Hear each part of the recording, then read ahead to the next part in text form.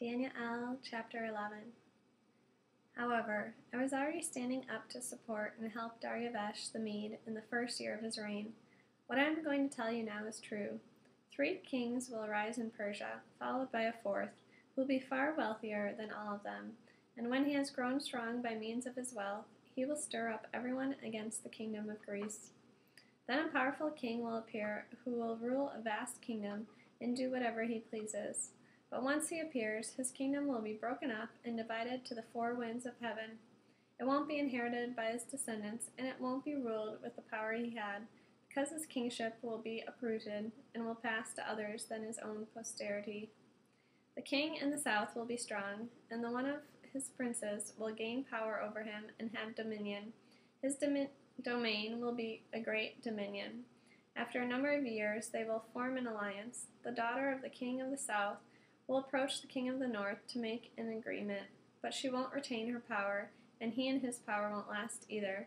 Rather, she will be surrendered, along with her attendants, her father, and the one who supported her during those times. But another branch from the same roots as hers will appear in her father's place. He will attack the army of the king of the north, enter his fortress, and succeed in conquering them. He will also carry off his booty to Egypt, their gods, their cast metal images, and their valuable gold and silver vessels. Then for some years he will refrain from attacking the king of the north. Afterwards, the king of the north will invade the kingdom of the king of the south, but he will retire to his own land. His sons will rouse themselves to muster a large and powerful army, which will advance like a flood passing through. In another campaign, it will march on the enemy stronghold. The king of the south, enraged, will set out to do battle with the king of the north, who in turn will muster a large army. But this army will be defeated by his enemy and carried off. The conqueror will grow proud as he slaughters tens of thousands, yet he will not prevail.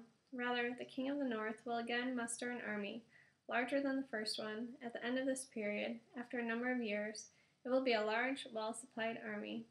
Those will be times in which many will resist the king of the south, and the more violent ones among your own people will rebel in order to fulfill their vision, but they will fail. Then the king of the north will come, set up siege works, and capture a fortified city. The forces of the south will be insufficient defense. Even his elite troops will not be strong enough to resist. The invader will do as he pleases. No one will be able to withstand him. So he will establish himself in the land of glory, and he will have the power to destroy it.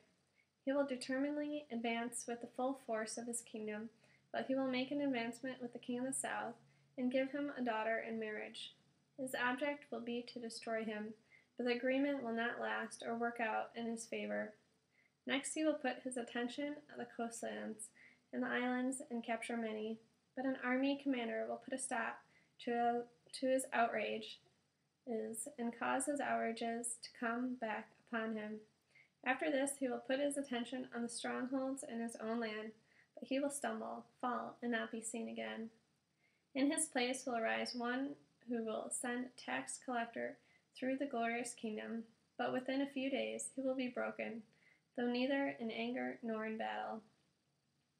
There will arise in his place a despicable man not entitled to inherit the majesty of the kingdom, but he will come without warning and gain the kingdom by intrigue.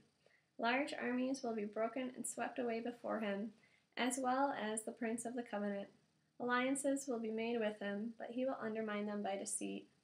Then, although he will have but a small following, he will emerge and become strong. Without warning, he will assail the most powerful men in each province and do things his predecessors never did. Either recently or in the distant past, he will reward them with plunder, spoil, and wealth, while devising plots against their strongholds, but only for a time.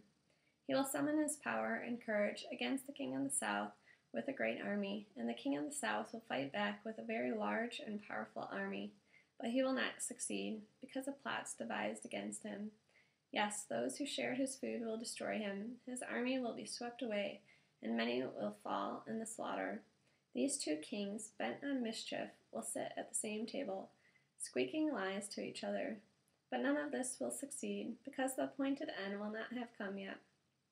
Then the king of the north will return to his own land with great wealth, With his heart set against the holy covenant, he will take action and then return home. At the time designated, he will come back to the south, but this time things will turn out differently than before, because ships from Kittim will come against him, so that his courage will fail him. Then, in retreat, he will take furious action against the Holy Covenant, again showing favor to those who abandon the Holy Covenant. Armed forces will come at his order and profane the sanctuary and fortress. They will abolish the daily burnt offering and set up the abomination that causes desolation. Those who act wickedly against the covenant he will corrupt with his blandishments, but the people who know their God will stand firm and prevail. Those among the people who have discernment will cause the rest of the people to understand what is happening. Nevertheless, for a while they will fall victim to sword, fire, exile, and pillage. When they stumble, they will receive a little help, although many who join them will be insecure. Even some of those with discernment will stumble, so that some of them will be refined, purified, and cleansed for an end yet to come at the designated time.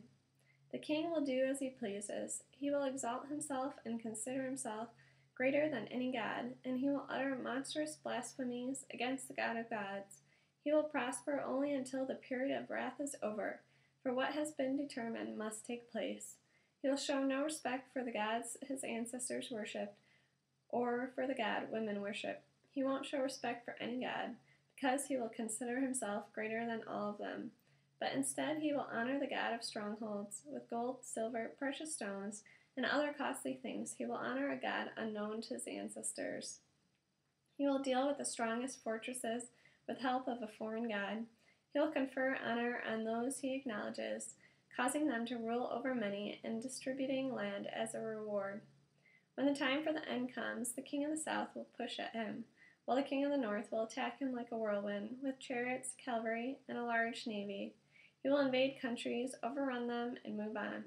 He will also enter the land of glory, and many countries will come to grief, but these will be saved from his power: Edom, Moab, and the people of Ammon. He will reach out his hand to seize other countries too. The land of Egypt will not escape. He will control the treasures of gold and silver, as well as everything else in Egypt of value.